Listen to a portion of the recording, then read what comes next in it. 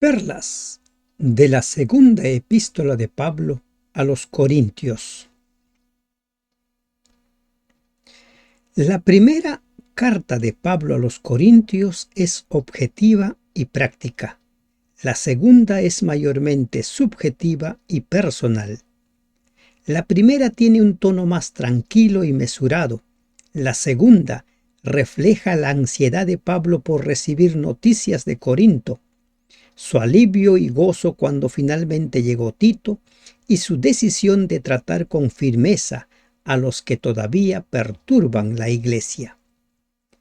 Gracias te damos, Dios, porque nos das la oportunidad de iniciar el estudio de las perlas de la segunda carta del apóstol Pablo a los Corintios.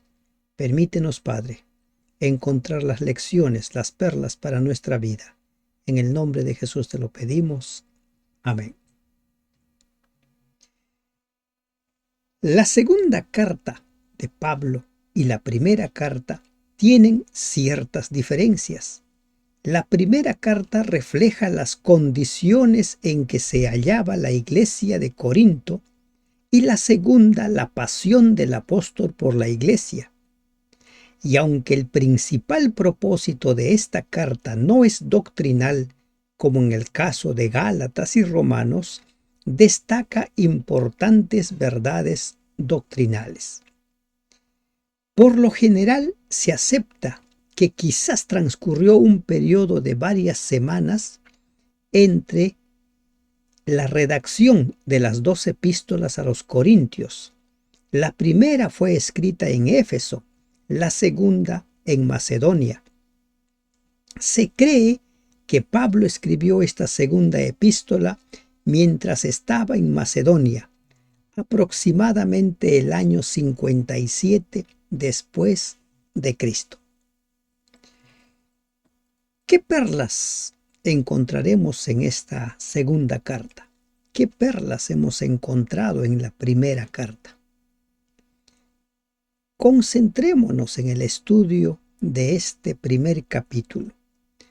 Vamos a encontrar lecciones para nuestra vida, por ejemplo, ¿qué es lo que determina sobre qué tanto nos va a afectar el sufrimiento, las pruebas, los crisoles? ¿Qué tan determinante es la actitud? Una segunda lección que vamos a encontrar en este primer capítulo para nosotros es el valor de las palabras. ¿Somos o no somos cambiantes o somos firmes con lo que nosotros decimos? Ingresemos al estudio de esta segunda carta. Pablo, apóstol de Jesucristo por la voluntad de Dios. Pablo. Recuerden que el apostolado de Pablo había sido puesto, ¿no?, en cuestión. Estaba cuestionado. ¿Y por qué se cuestionaba? En esos tiempos se creía que había 2 grupos de apóstoles: los que habían sido llamados directamente por el Señor y los que habían sido nombrados por los hombres. Y a Pablo se lo encasillaba en el segundo grupo. Y en esta segunda carta, Pablo va a dar las razones de por qué él utiliza el título de apóstol, porque él ha sido llamado directamente por Cristo. Y el hermano Timoteo, a Timoteo no se lo llama apóstol. Ustedes van a ver en las diversas cartas, Pablo llama a Timoteo colaborador, pero no se le llama apóstol. A la iglesia de Dios que está en Corinto. La iglesia de Dios, ¿qué quiere decir esto? Una iglesia aprobada por Dios. Dios dirigió a Pablo y a su equipo para trabajar en Corinto y organizar esa iglesia en Corinto. Como hemos visto en la primera carta, había muchos problemas en la iglesia de Corinto. Sobre todo, los judaizantes habían producido muchos problemas. Los judaizantes menospreciaban continuamente a Pablo. Y como él no se había relacionado personalmente con Cristo como los 12, porque recuerden que el Matías también había sido discípulo de Cristo desde el principio. En el mejor de los casos, a Pablo se lo presentaba como un apóstol de segunda categoría. Y sobre todo esto, el procurar, el buscar que desmerecer la autoridad de Pablo, hizo que el apóstol escribiera de la forma como escribió su primera carta y también esta segunda carta. El apóstol Pablo de tanto en tanto se veía obligado a destacar que había sido llamado personalmente por Cristo. Luego dice, con todos los santos que están en Acaya. Acaya. ¿Qué sabemos nosotros de Acaya? ¿No? Es indudable que en este tiempo había un considerable núcleo de creyentes en Acaya. Se menciona específicamente a la iglesia de Cencrea en Romanos 16:1 y sin duda había otras. El término santos, dice, ¿no? A los santos que están en Acaya. ¿Qué es lo que nos dice la historia acerca de Acaya? Acaya era una de las provincias en las cuales se había dividido a Grecia. Y Acaya tenía por capital a Corinto. Los romanos dividieron a Grecia en dos provincias senatoriales, Acaya y Macedonia. Como les acabo de mencionar, Corinto era la capital de Acaya, que incluía el Ática y el Peloponeso, y era la residencia del procónsul. Y en esa región es donde Pablo había levantado no solo una iglesia, varias iglesias. Dice, a todos los santos que están en toda Acaya. ¿Quiénes son los santos, los separados para el Señor? Y termina diciendo, gracia y paz a vosotros, de Dios nuestro Padre y del Señor Jesucristo. El saludo cristiano de Pablo, que expresaba el deseo de que la voluntad de Dios se hiciera realidad en la vida de cada uno de ellos. De los versículos 3 hasta el 11, Pablo va a referir sus aflicciones. Algunos consideran que no eran aflicciones reales, otros consideran que simplemente eran aflicciones emocionales, mentales. Pero los que hemos estudiado ya el libro de Hechos, hemos visto cómo es que sus aflicciones eran reales. En una ocasión fue apedreado y arrojado pensando que ya estaba muerto. Bendito sea el Dios y Padre de nuestro Señor Jesucristo, Padre de misericordias y Dios de toda consolación. Padre de misericordias. Esta frase nos habla de un Padre misericordioso, la fuente de donde fluyen todas las misericordias, el originador de todas. Misericordia implica más que benevolencia, más que bondad. Dios es bueno para con todos, pero es misericordioso con aquellos que están afligidos por el pecado y necesitan perdón. Las misericordias son la revelación de la esencia del carácter de Dios. Brotan de su corazón. Y además, Dios de toda consolación. Cuando nosotros leemos Mateo 5:4, una de las bienaventuranzas hablan de bienaventurados los que lloran, ellos serán consolados. Dios se acerca a cada uno de los seres humanos para atender sus necesidades espirituales y materiales. El Consolador es llamado también el Espíritu Santo, el Paracleto. Y Jesús habla de que el Consolador vendrá para estar con su pueblo. Esta palabra misericordia y consolación, Pablo lo va a volver a repetir una y otra vez, el cual nos consuela en todas nuestras tribulaciones.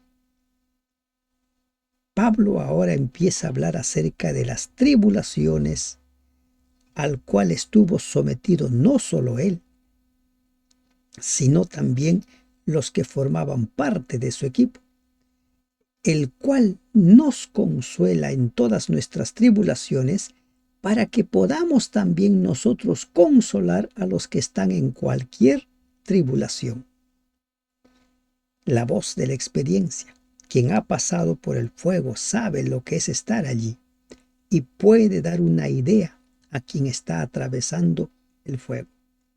Los crisoles no siempre son afrontados de la misma manera por dos personas.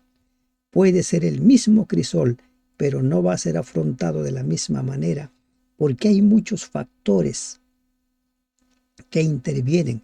Uno de ellos, la personalidad que tiene cada uno. Otro elemento determinante, qué tanto dependemos o no de Dios. Para que podamos nosotros consolar a los que están en cualquier tribulación por medio de la consolación con que nosotros somos consolados por Dios. La consolación, este término incluye más que el consuelo en el dolor o en la angustia, incluye todo lo que un amoroso Padre Celestial puede hacer por sus hijos terrenales. Consolación, porque de la manera que abundan en nosotros las aflicciones de Cristo, así abunda también por el mismo Cristo nuestra consolación. Lo que dice el Salmo del Buen Pastor, nunca solos, aunque ande por valle de sombra y de muerte, ¿no? Tú estarás conmigo. Es lo que está diciendo el apóstol. De la manera que abundan en nosotros las aflicciones, abunda también por el mismo Cristo nuestra consolación. A mayor aflicción, a mayor tribulación, mayores las consolaciones. Los sufrimientos soportados por los creyentes por causa de Cristo son menguados en dolor, en aflicción, porque las personas saben que no están solos. Se sufre más cuando uno piensa que está solo que cuando uno sabe que no está solo. Pero si somos atribulados es para vuestra consolación y salvación. Miren esta declaración, ¿no? Dice, si somos atribulados es para vuestra consolación y salvación. El valor del sufrimiento no depende tanto de las circunstancias que lo ocasionan, sino de la actitud del que sufre. ¿Y cuál es la actitud aquí de Pablo? Dice, pasamos todo esto, pasamos las tribulaciones, pasamos estos crisoles para vuestra consolación y salvación. Lo estamos haciendo por el bien de ustedes, para que ustedes encuentren el camino, para que ustedes comprendan el camino. Si hay una constante en la vida de Pablo, es que él no es de aquellos que dicen, ¿por qué, Señor? ¿Por qué a mí? No es aquel que va culpando a Dios, si yo soy bueno, si yo hago esto, lo otro, ¿por qué permites que esto suceda en mí? La actitud para hacer frente a las tribulaciones de Pablo es que siempre él se pone al servicio de Dios, como lo está haciendo aquí.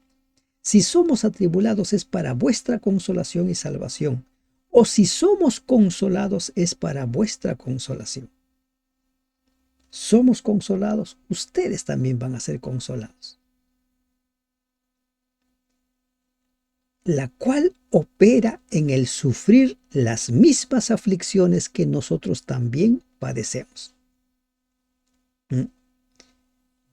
Todo cristiano va a pasar de una u otra manera por la tribulación, de una u otra manera. Por eso el apóstol Pablo menciona en el capítulo 1 de su primera carta que nuestra fe es purificado por el fuego, así como el oro es purificado por el fuego. las mismas aflicciones. El sufrimiento no siempre debe ser tomado como un castigo. Podemos también tomarlo como una oportunidad de crecimiento, como una oportunidad de ser desarrollados. ¿Y qué es lo que nos dice el apóstol Pablo? Precisamente eso. Él lo toma como una oportunidad. La actitud con la cual nosotros hacemos frente a las tribulaciones va a determinar cómo nos vamos a sentir, o víctimas o bendecidos. Y nuestra esperanza respecto de vosotros es firme. ¿Ah? Es firme. O sea, la confianza que Pablo les tenía se basaba en su propia experiencia. Así como había recibido consuelo de Dios en momentos de prueba, sabía que también otros podían recibirlo en circunstancias similares. Este es el privilegio de todos los que tienen comunión con los sufrimientos de Cristo. El apóstol Pedro también habla acerca de los sufrimientos que tenemos a causa de Cristo deben ser oportunidades de gozo. Lo mismo dice Santiago en el primer capítulo. Porque, hermanos, no queremos que ignoréis acerca de nuestra tribulación que nos sobrevino en Asia. Ahora les cuenta lo que sucedió en Asia. Sabemos nosotros que en Asia los judaizantes le ocasionaron muchos problemas al apóstol Pablo. Por eso cuando estuvimos estudiando el libro de Hechos, les mencionaba, si entendemos plenamente el libro de Hechos, no vamos a tener complicaciones, dificultades para entender las cartas de Pablo. Les invito a revisar las grabaciones, volver a ver las grabaciones del libro de Hechos. Estamos haciendo el estudio capítulo a capítulo, versículo a versículo. Porque, hermano, dice, no queremos que ignoréis acerca de nuestra tribulación que nos sobrevino en Asia, pues fuimos abrumados sobremanera más allá de nuestras fuerzas. Lo que escribe aquí el apóstol realmente es muy aleccionador, y aquí nosotros encontramos una gran perla. Dice, fuimos abrumados sobremanera más allá de nuestras fuerzas. Pero cuando nosotros volvemos a Primera de Timoteo, capítulo 10, versículo 13, Pablo mismo dice, no os ha sobrevenido ninguna tentación que no sea humana, pero fiel es Dios que no os dejará ser tentados más de lo que podéis resistir. Pero en ocasiones nosotros sentimos que esta prueba ya va más allá de lo que podemos soportar, que esto ya es inhumano. Pero saben, lo que Pablo escribe en 1 Corintios 10:13 es real. Dios no permite que ninguna prueba sea superior a lo que podamos resistir. Y la evidencia es que ellos resistieron. Pero cuando estamos atravesando ese crisol, ese problema, esa prueba, parece que es superior a nuestras fuerzas, superior a lo que podemos resistir. Pero la evidencia es que la persona pasa y Pablo salió de esa tribulación. De tal modo que aún perdimos la esperanza de conservar la vida.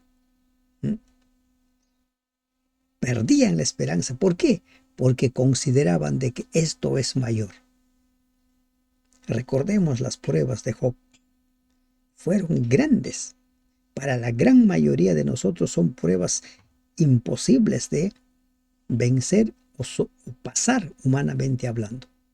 Pero si Dios permitió es porque sabía que Job podía atravesarlo. Las pruebas sirven para crecer. Y Pablo dice, perdimos la esperanza de conservar la vida, pero aquí estamos, ahí estaban. Y la evidencia es esa, de que esa prueba que atravesaron no fue superior a sus fuerzas, si no se hubieran quedado ahí. Pero tuvimos en nosotros mismos sentencia de muerte, para que no confiásemos en nosotros mismos, sino en Dios que resucita a los muertos. Pablo y sus compañeros tenían la respuesta de la muerte en sí mismos. Miren lo que dice. Teníamos sentencia de muerte. Humanamente hablando, estábamos muertos. Pero allí interviene Dios. Y Pablo algo más menciona. Dice, para que no confiásemos en nosotros mismos, sino en Dios.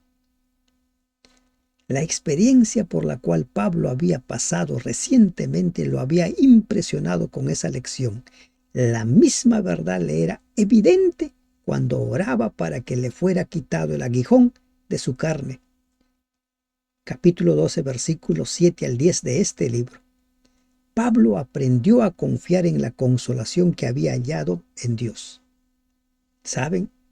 Todos tenemos una fuerte tendencia a confiar en nosotros mismos, la cual es muy difícil de vencer. Fueron necesarios la sentencia de muerte y el aguijón en la carne para que Pablo la venciera. Las vicisitudes de Israel mientras iba de Egipto a Canaán tenía el propósito de enseñar a los israelitas esa lección fundamental. Dios permite, tenga en cuenta esta perla. Dios permite con frecuencia que pasemos por intensos aprietos para que aprendamos a confiar en Dios, para que aprendamos y comprendamos que nuestras fuerzas son insuficientes. Solo con Dios podemos vencer. Tenemos que confiar y esperar en Él. Y añade allí algo más el apóstol, que resucita a los muertos. Si aquí morimos, Dios tiene la respuesta al problema de la muerte, la resurrección, como lo ha explicado ampliamente en el capítulo 15 de Primera de Corintios. Entonces, hermanos, tengamos en cuenta que las pruebas son requisitos de la vida cristiana. A muchos no nos gusta, pero son las pruebas, son los crisoles los que van purificando, son los crisoles los que nos van enseñando paciencia. Son los crisoles los que nos enseñan a depender de Dios. En el horno de fuego es donde con frecuencia los seres humanos aprenden a caminar al lado de Dios. ¿Recuerdan ustedes Daniel 3? Esos 3 hombres se mantuvieron fieles y allí en el horno de fuego aprendieron más aún. Sentir siempre la propia necesidad es un requisito indispensable para recibir las dádivas de los cielos, el cual nos libró y nos libra, y en quien esperamos que aún nos librará de tan gran muerte. Lo que Dios ha hecho por nosotros en el pasado es la garantía de lo que hará hoy y de lo que hará mañana por nosotros. Y Él dice, nos librará de tan gran muerte. La liberación había llegado a tener verdadero significado para Pablo, y esto explica el énfasis que pone en ella. ¿Cuántas veces estuvo a punto de morir, pero no murió? Cooperando también vosotros a favor nuestro con la oración, para que por muchas personas sean dadas gracias a favor nuestro por el don concedido a nosotros y por medio de muchos. Cooperando. Pablo pide que los creyentes de Corintios oren por él, colaboren, cooperen con él en favor de su ministerio por medio de la oración. Y esa es otra perla que nosotros debemos tener en cuenta. Oremos, tengamos presente en nuestras oraciones a todo aquel que está trabajando al servicio del Señor, a todo aquel que sirve al Señor. Hemos visto en el capítulo final de Primera de Corintios que estudiamos ayer, hombres y mujeres comprometidos en la obra. Y ahora Pablo pide que los corintios oren por él. Y de la misma manera se debe hacer hoy en día. Pablo invita a los miembros de la familia de la fe a unirse en oración por aquellos a quienes Dios ha escogido para que atiendan las necesidades espirituales de la grey. La condición de esos dirigentes con frecuencia es sumamente peligrosa. Sus responsabilidades son grandes y sus problemas muchos. Su bienestar físico y espiritual debe ser un asunto de gran cuidado en la iglesia. Es importante que los ministros sientan el amante compañerismo de su grey. Esto indujo a Pablo a expresar que anhelaba las oraciones de aquellos entre quienes trabajaba. Lo mismo pide Pablo en el capítulo 6 de Efesios, cuando habla de las armaduras del cristiano. Pide que oren por él. De los versículos 12 en adelante, Pablo habla acerca de qué es lo que le motivó a posponer su viaje a Corinto, su visita a Corinto. Porque nuestra gloria es esta: el testimonio de nuestra conciencia, que con sencillez y seguridad de Dios, no con sabiduría humana, sino con la gracia de Dios, nos hemos conducido en el mundo y mucho más con vosotros. En resumen, con limpia conciencia fue el servicio a favor de los corintios. Pablo comienza a tratar las relaciones recientes entre él y la iglesia de Corinto. Había reclamado el derecho a las oraciones intercesoras de ellas y ahora declara que no ha renunciado a ese reclamo mediante su conducta pasada o presente. Su conducta pasada o presente, su conciencia lo apoyaba plenamente. Pablo repetidas veces se refiere al testimonio de su conciencia. Deja en claro qué es lo que motiva y ha motivado su servicio a lo largo del tiempo. Les ha servido de la mejor manera, como dice el libro de Ezequiel, entendiendo que si no predica, si no anuncia el evangelio, la sangre de ellos será demandado. Nos hemos conducido en el mundo y mucho más con vosotros. Ellos no tendrían nada que reprocharle, lo mismo que el apóstol le dice a los ancianos de Éfeso cuando se despide. Yo a ustedes les he predicado todo, les he enseñado todo. No me he guardado nada y les he servido con honradez. Para lo que he necesitado, he trabajado. Porque no os escribimos otras cosas de las que leéis o también entendéis, y espero que hasta el fin las entenderéis. ¿Qué está diciendo el Pablo?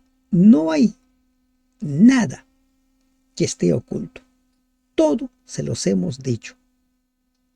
No hay ningún significado oculto en sus palabras, ninguna ambigüedad que permita suponer que el apóstol Pablo pensara una cosa mientras escribía otra. Los corintios sin duda lo habían acusado de duplicidad, de equívocos, decir una cosa para significar otra y otras. Pablo declara que todo lo que les ha escrito no tiene otro significado fuera del que claramente expresaban sus palabras. El informe que le llevó Tito indicaba que muchos de los corintios habían entendido correctamente a Pablo, que no interpretaban mal sus motivos, y él esperaba que de ellos, que pudiera tener la ocasión de estar otra vez con esa gente. Vamos a ver una y otra vez el sí o el no, la inconsistencia, la duplicidad, y Pablo deja en claro que así como en el Señor es sí toda la palabra de Dios, se cumple la palabra de Dios, en él también, aunque aparentemente da la impresión como que era cambiante. Como también en parte habéis entendido que somos vuestra gloria, así como también vosotros la nuestra, para el día del Señor Jesucristo. Somos vuestra gloria, dice. Algunos corintios sentían un santo orgullo por Pablo y sus colaboradores. Es un buen síntoma en la iglesia cuando el ministerio y los laicos tienen confianza y motivos mutuos para regocijarse. Cuando los líderes y la iglesia van en el mismo sentido, van en la misma dirección. Te va bien a ti, me va bien a mí. Lo que tú haces es para la gloria de Dios, lo que hago es para la gloria de Dios. Con esta confianza quise ir primero a vosotros, para que tuvieseis una segunda gracia. Con esta confianza quise, él tenía toda la intención de ir, pero no se pudo dar. Y le dice, para que tuvieseis una segunda gracia y por vosotros pasar a Macedonia y desde Macedonia venir otra vez a vosotros y ser encaminado por vosotros a Judea. Pablo quería visitar a los hermanos, pero también había trabajos en Éfeso. En toda la región estaba haciendo un gran trabajo. Y a veces estas situaciones, el no ir cuando había problemas, podía hacer que la gente malinterpretara esa ausencia. Por eso dice, y desde Macedonia venir otra vez a vosotros y ser encaminado por vosotros a Judea, para que ustedes de allí me envíen a Judea. Pero por un tiempo no se dio. Pablo esperaba que algunos representantes de la iglesia de Corinto le facilitaran el viaje y lo acompañaran por lo menos parte del camino, cuando saliera de Corinto hacia Jerusalén. Eso sería una nueva manifestación de su amor y respeto por el apóstol, por el padre espiritual que tenía. Algunos miembros tenían esa consideración con el apóstol y otros no. Así que, al proponerme esto, usé quizá de ligereza. Fui muy rápido para decir voy y después no voy. O lo que pienso hacer, lo pienso según la carne para que haya en mí sí y no. Lo estoy pensando humanamente. ¿Sería posible que Pablo tomara sus decisiones dependiendo de intereses egoístas? ¿Hacía sus planes como los hacen los hombres del mundo?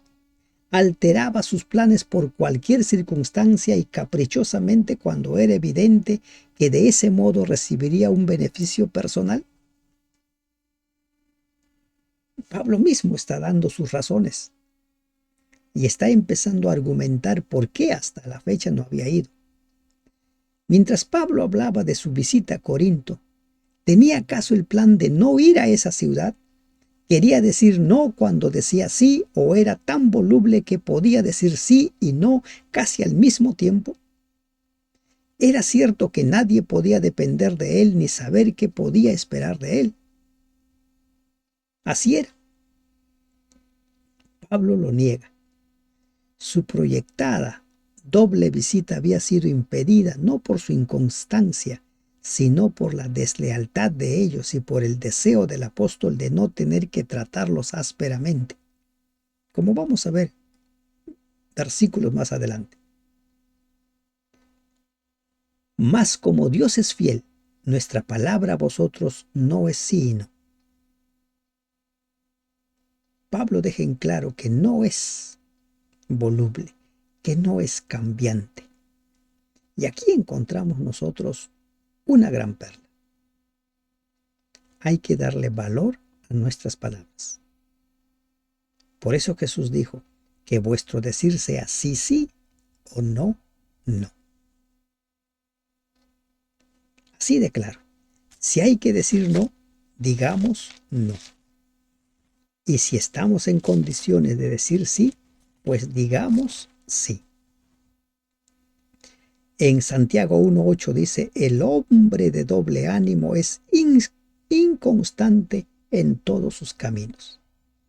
Y Pablo está dejando claro que él no es de doble ánimo, que él no es un inconstante, sino que les va a dar la razón de por qué hasta ese entonces no había ido. Porque el Hijo de Dios Jesucristo, que entre vosotros ha sido predicado por nosotros, por mí, Silvano y Timoteo, no ha sido sí y no, mas ha sido sí en él. Ahora Pablo pone el ejemplo de Jesús. Pablo llama a Dios por testigo en cuanto a la verdad de su declaración. Lo que se debate es el cumplimiento de sus afirmaciones. Como representante de Dios, ¿cómo podía presentar Pablo la inmutabilidad de Dios y de sus promesas y al mismo tiempo hablar y proceder de manera contradictoria? Así como Dios es fiel, también lo había sido Pablo en su trato con ellos. Él destaca en todo momento en su predicación el completo cumplimiento de las promesas de Dios. Y sería realmente contradictorio que él usara un lenguaje ambiguo. Y este es un mensaje para todo aquel que enseña, para todo maestro, para todo predicador. Tenemos que ser consecuentes con nuestras palabras, consecuentes con nuestros dichos. Si dijiste sí, pues es sí, y si dijiste no, pues es no. Por eso es que nosotros podemos leer, por ejemplo, en el Salmo 15, donde el salmista nos habla acerca de darle valor a las palabras. Dice, el que aún jurando en daño suyo, no por eso cambia. El que dio su palabra, pues debe cumplir su palabra. Porque todas las promesas de Dios son en él sí y en él amén, por medio de nosotros para la gloria de Dios. En Jesucristo se cumplieron las promesas, las palabras de Dios. Jesucristo materializó toda la promesa de Dios y materializará la gran promesa que aún está pendiente, la segunda venida de Cristo. Y podemos encontrar nosotros muchos casos en los cuales Cristo cumplió lo que se había dicho de él en el Antiguo Testamento. Y Pablo dice lo mismo. En su carta primera a los Corintios, en 2 ocasiones dice, imítenme a mí así como yo imito a Cristo. Cristo es nuestro mayor ejemplo de qué tan sagrado es la palabra, cuánto valor debemos darle a la palabra. Si usted se compromete para algo, cumpla. Si usted dice algo, cumpla. Por eso, es mejor decir no si no estás seguro. Y si tienes las cosas claras, pues di sí. Y es Dios el que nos conforta juntamente con vosotros en Cristo y el que nos ungió. Es Dios el que va confortándolos. Recuerden eso. Dios va confortando directamente o también por medio de los demás miembros de iglesia. Por medio de Cristo se comprueba que las promesas de Dios son seguras, recuerden eso. Y el cumplimiento de sus palabras es la garantía de nuestra redención, de nuestra salvación, de nuestra consolación, de no estar solos en los momentos difíciles de nuestra vida. Dios era el que había confirmado en el cristianismo a Pablo y a los corintios. Pablo había sido el mensajero de Dios para llamarlos. ¿Podía uno que era voluble e indeciso, como tildaban a Pablo, confirmar a otros? Pablo no merecía la alabanza, pues Dios era quien lo había confirmado a él y también a ellos. Y dice, y el que nos ungió. Todos los cristianos fueron en cierto sentido ungidos o consagrados a Dios por el derramamiento del Espíritu Santo en el tiempo de su conversión y bautismo. Quizá Pablo se refiere a su propia consagración especial al ministerio evangélico. Pero en el contexto de 2 de Corintios 1, 21 y 22, parece indicar que la referencia es al ungimiento general de todos los verdaderos creyentes. La unción del Espíritu Santo capacitaba y daba poder a los que, como Pablo, habían sido ungidos por el cumplimiento de su promesa y para el cumplimiento eficaz de su obra. Y el que nos marcó con su sello y nos dio en arras el Espíritu en nuestros corazones. Algunos confunden las arras, el sello inicial del Espíritu Santo, el que nos convence de pecado, con el cual iniciamos el camino, con el sello del cual habla Apocalipsis en el tiempo del fin. Son dos cosas muy distintas. Aquí dice, nos marcó con su sello y nos dio las arras.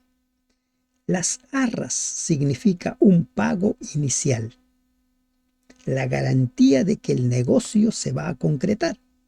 Por ejemplo, si usted va a comprar una casa, entrega un dinero, una cierta cantidad que son las arras, la garantía de que la compra se va a realizar. Ese es el propósito de las arras. Entonces dice, no sello, un sello se estampa sobre un documento para garantizar que es genuino. El sello que Dios coloca sobre hombres y mujeres los reconoce como hijos e hijas del Altísimo, como confirmados en Cristo y dedicados a su servicio. Sellados, y nos dio en arras el Espíritu en nuestros corazones. Entonces aquí Pablo está utilizando la figura de una transacción económica, una compraventa, y las arras, insisto, son la garantía de que ese negocio se va a llevar a cabo. ¿Y dónde es entregado el Espíritu? Dice, en nuestros corazones. Si de Dios dependiera, todos seríamos salvos. El problema no es Dios, el problema somos nosotros. Así como en el desierto quien falló fue Israel, no Dios. Por eso Dios nos da su palabra, su garantía. Esos son las arras. Cuando el Espíritu Santo imparte gracia y poder para vencer el pecado, el cristiano experimenta las arras del triunfo completo y la victoria final que serán suyos cuando sea admitido en el cielo. La comunión con Cristo y la comunión mutua aquí en la tierra son asimismo un anticipo de la comunión con los seres celestiales. Solo los que han recibido las arras del Espíritu pueden saber lo que es y el gozo que proporciona. Primera de Corintios 2, 11 y 15. El conocimiento de las cosas espirituales se adquiere únicamente por la experiencia. Para los que no tienen ese conocimiento espiritual, el cielo es más o menos irreal. Mas yo invoco a Dios por testigo sobre mi alma, que por ser indulgente con vosotros no he pasado todavía a Corinto. Aquí está la razón de por qué Pablo aún no ha ido a Corinto. ¿Y a quién pone por testigo? A Dios. Después de haber defendido su proceder, Pablo da la razón, pero ahora pone por testigo a Dios. ¿Estamos en condiciones nosotros de poner por testigo a Dios de nuestras acciones? Y él dice, él es el testigo, que por ser indulgente con vosotros no he pasado todavía a Corinto. El cambio de planes del apóstol se debió a que tuvo en cuenta los sentimientos de los corintios y quería lo mejor para ellos. Era algo que merecía el agradecimiento de ellos. Si Pablo hubiera seguido su plan original, habría llegado a ellos con vara, como dice 1 Corintios 4:21. Esa dilación significó que cuando llegó posteriormente a Corinto, pudiera pasar allí 3 meses en paz y armonía y sin necesidad de tomar las severas medidas disciplinarias que de otro modo habrían sido necesarias. No que nos enseñoreemos de vuestra fe, sino que colaboramos para vuestro gozo, porque por la fe estáis firmes. ¿Qué está diciendo en el último versículo Pablo? La expresión por ser indulgente podría haber sido mal entendida por los corintios como un esfuerzo de Pablo para enseñorearse de ellos, pero deseaba que no tuvieran ninguna excusa para pensar que él aspiraba a ocupar el lugar de Dios frente a ellos. Ningún hombre, ni aun el apóstol Pablo, tiene el derecho de ejercer autoridad sobre la conciencia de ninguna otra persona. Hacerlo sería usurpar la autoridad divina. Cuán impresionante es la humildad del apóstol en contraste con la arrogancia de los dirigentes posteriores de la iglesia, quienes en el nombre de los apóstoles pretendieron tener una jurisdicción semejante a la de Dios sobre las conciencias y las almas de los hombres. Al administrar los asuntos de la iglesia hoy, o al aconsejar a los miembros de la iglesia, los dirigentes siempre deben tener cuidado de no interponerse entre la conciencia y Dios. Cada persona es responsable directamente ante Dios por su conciencia y también por sus acciones, sino que colaboramos. Y aquí está el líder, siervo. Colaboramos. Lo que Pablo había hecho, lo hizo como amigo de los corintios y no como su amo. El líder siervo, aquel que está en primera fila para servir, no para ser servido, no para ser el jefe, el que manda. Porque por la fe estáis firmes. La mayoría de los corintios había permanecido firme en la fe, a pesar de los violentos de doctrina y descontento que había soplado sobre la iglesia como una tormenta y la habían sacudido hasta sus fundamentos. Pero siempre hay un remanente que se mantiene firme. Y ellos estaban firmes en la fe. En toda iglesia, en toda congregación, siempre hay un grupo que se mantiene firme. Y ese es el remanente. A ellos llamó Cristo como el trigo. Y lamentablemente, hasta el tiempo del fin, el trigo y la cizaña crecerán juntos. ¿Y cuántos dolores de cabeza le dieron a Pablo los que eran cizaña en la iglesia? ¿Qué aprendemos de este primer capítulo? ¿Cuál es la gran perla para usted? Hay que darle valor a nuestras palabras. Hay que estar al servicio de la iglesia. Y recuerda, la actitud con la cual haces frente a las pruebas determinarán si te mantienes en pie o no. Que Dios te bendiga.